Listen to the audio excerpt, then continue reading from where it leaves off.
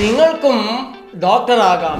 നിങ്ങളുടെ ഡോക്ടർ. പ്രകൃതി ചികിത്സ പഠിക്കാൻ നമ്മുടെ അടുത്ത ക്യാമ്പ് ഫെബ്രുവരി 23, 24, 25 തീയതികളിൽ പാലക്കാട് അകത്തേത്തറ ശബരി ആശ്രമത്തിൽ നടക്കുകയാണ്. ഇപ്പോൾ തന്നെ വിളിച്ച് നിങ്ങളുടെ സീറ്റുകൾ ബുക്ക് ചെയ്യുക. 9496044503.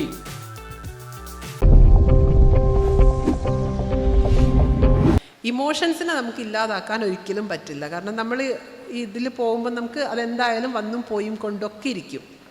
അതാണ് ഇമോഷൻസും ഇതും തമ്മിലുള്ള ഒരു പ്രധാനപ്പെട്ട പ്രമേഹവും തമ്മിലുള്ള ഒരു കണക്ഷൻ വരുന്നത്.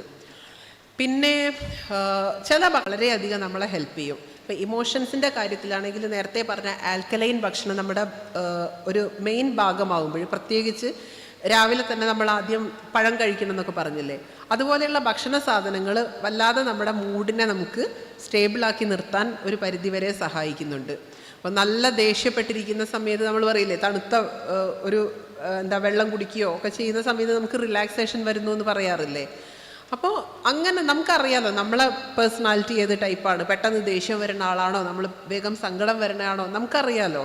അപ്പം അതിനനുസരിച്ച് ഇപ്പം നന്നായി ദേഷ്യം വരുന്ന ആൾക്കാരൊക്കെ ആണെങ്കിൽ നിലക്കടലയില്ലേ, നിലക്കടല പോലെയുള്ള സാധനങ്ങൾ അവരെ ഒരുപാട് സഹായിക്കുന്നുണ്ട്. നിലക്കടല, ബദാം ഇങ്ങനെയുള്ളത് വെള്ളത്തിലിട്ട് വെച്ചിട്ട് രാവിലെ ഫസ്റ്റ് നമ്മൾ കഴിക്കുന്ന സാധനം അതായിട്ട് മാറ്റുക. അപ്പോൾ അത് കുറേ ഇവരുടെ ഒരു മൂഡ് സ്വിങ്സ് അത് റെഗുലേറ്റ് ചെയ്യാൻ ഇതുപോലെയുള്ള സാധനങ്ങൾ ഒരുപാട് സഹായിക്കാറുണ്ട്. അതുപോലെ തന്നെ ഏറ്റവും നല്ലൊരു സൂപ്പർ ഫുഡ് എന്നുള്ള രീതിയിൽ എനിക്ക് തോന്നിയിട്ടുള്ള സാധനങ്ങളാണ് ഒന്ന് ഈ പറഞ്ഞ നട്ട്സ്, ബദാം, നിലക്കടല, അതുപോലെ തന്നെ ബ്രോക്കോളി. വെജിറ്റബിൾസിൽ ബ്രോക്കോളി ഒരുപാട് മാനസികമായിട്ടുള്ള നമ്മുടെ ഭാവങ്ങളെ നമുക്ക് ഹെൽപ്പ് ചെയ്യുന്നുണ്ട്. പിന്നെ മധുരക്കിഴങ്ങ്, സ്വീറ്റ് പൊട്ടറ്റോ നമ്മൾ തൊലി കളയാതെ കുക്ക് ചെയ്യണം. അത് ആവിയിലൊക്കെ വേവിച്ചെടുക്കാനൊക്കെ പറ്റും. അത് ഒരുപാട് നമുക്ക് ഫിസിക്കലായിട്ടും അതേപോലെ തന്നെ മെൻ്റലായിട്ടുമുള്ള നമ്മുടെ ആരോഗ്യാവസ്ഥയെ ഒരുപാട് സഹായിക്കുന്ന ഒരു ഫുഡായിട്ട് സ്വീറ്റ് പൊട്ടറ്റോ നമുക്ക് ഉപയോഗിക്കാം. പിന്നെ പഴങ്ങളുടെ കൂട്ടത്തിൽ പിയർ, അത് പ്രത്യേകിച്ച് പ്രമേഹ രോഗികളിൽ ഒരു വണ്ടർ ഫുഡായിട്ട് തന്നെ നമുക്ക് പിയർ ഉപയോഗിക്കാൻ സാധിക്കും. പിന്നെ വെജിറ്റബിൾസിൽ ഗ്രീൻ വെജിറ്റബിൾസ് എല്ലാം തന്നെ പ്രമേഹത്തിൻ്റെ ഒരുപാട് ഗുണം ചെയ്യുന്നുണ്ട്. കോവക്ക, പടവലം, ചുരക്ക, ആ ഒരു കാറ്റഗറിയിൽ വരുന്ന കുമ്പളം,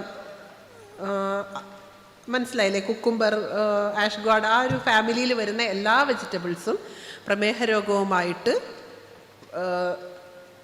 നല്ല രീതിയിൽ നമുക്ക് ആശ്വാസം തരുന്ന അതിനൊരു മരുന്നായിട്ട് തന്നെ നമുക്ക് ഈ ഭക്ഷണത്തിനെ കാണാൻ സാധിക്കും. അത് എന്നും ഭക്ഷണത്തിൽ ഏതെങ്കിലും ഈ പറഞ്ഞ സാധനങ്ങൾ ഉൾപ്പെടുത്തിയാൽ വളരെ നല്ലതാണ്. പ്രത്യേകിച്ച് ഇതിൻ്റെയൊക്കെ ജ്യൂസ്, കുമ്പളങ്ങയുടെയും കുക്കുംബറിൻ്റെ എല്ലാം ജ്യൂസ്. പിന്നെ കിഡ്നി രോഗികളിൽ പ്രമേഹം കാരണം കിഡ്നിക്ക് അസുഖം വരുന്ന ആളുകളുണ്ട്. ഇതെങ്ങനെയാണെന്ന് വെച്ചാൽ നമുക്കറിയാം, രക്തത്തിൽ നേരത്തെ പറഞ്ഞു, രക്തത്തിൽ ഫ്ലോട്ട് ചെയ്യപ്പെടുന്ന ഗ്ലൂക്കോസ് സെല്ലുകളിലേക്ക് പോവാതിരിക്കുമ്പോൾ പിന്നെ ശരീരം എപ്പോഴും അത് കിഡ്നിയുടെ കിഡ്നിയിലേക്കാണ് തള്ളി കളയുന്നത്. പിന്നെ കിഡ്നിയുടെ ജോലിയാണ് ഇത് ഫിൽട്ടർ ചെയ്യുക എന്നുള്ളത്. അപ്പോൾ കൂടുതൽ വെള്ളം, അതുകൊണ്ടാണ് പ്രമേഹ രോഗികളിൽ കൂടുതലായിട്ട് അവർക്ക് ദാഹം ഉണ്ടാവും, കൂടുതൽ മൂത്രം പോവുകയും ചെയ്യുന്നത്. കാരണം കിഡ്നി ഇത് കളയുമ്പോൾ കൂടുതൽ വെള്ളത്തിൻ്റെ ആവശ്യം വരും, ദാഹം കൂടും. അപ്പോൾ ഇത് പോകുന്ന സമയത്ത് തന്നെ കിഡ്നിയുടെ ഡാമേജും കൂടുന്നുണ്ട്. കാരണം കിഡ്നിക്ക് ഇത്രയും ഒരു ഡെപ്പോസിറ്റ്സ് അവിടെ വരികയാണ്. കിഡ്നിയിലല്ല ഇതൊന്നും പോയിട്ട് ഡെപ്പോസിറ്റ് ആവേണ്ട സ്ഥലമല്ല കിഡ്നി. അവിടെയാണ് ഡയബറ്റിസ് ശരീരത്തിൽ ബാക്കി നിൽക്കുന്ന സമയത്ത് ഇൻസുലിൻ ശരീരം ഉൽപ്പാദിപ്പിക്കുന്നുണ്ട്. പക്ഷേ ഇൻസുലിന് ഉപയോഗപ്പെടുത്താൻ സെൽവാളിന് പറ്റാത്തത് കൊണ്ട് ഇൻസുലിൻ റെസിസ്റ്റൻസ് സംഭവിക്കുമ്പോൾ ഉൽപ്പാദിപ്പിക്കപ്പെടുന്ന ഇൻസുലിനും അവിടെ നിൽക്കും. വീണ്ടും പാൻക്രിയാസ് ഇൻസുലിൻ ഉൽപ്പാദിപ്പിക്കുന്നു. ഷുഗർ ഈ ഒരൊറ്റ രീതിയിൽ ടൈപ്പ് 2 ആണ് ഇൻസുലിൻ കുത്തിവെക്കണം എന്നുള്ള രീതിയിൽ പിന്നെ നമ്മൾ കുത്തിവെക്കുന്ന ഇൻസുലിനും ഇതെല്ലാം കൂടെ വരുമ്പോഴത്തേക്ക് വാസ്കുലർ ഡാമേജ് ഉറപ്പാണ് ശരീരത്തിന്.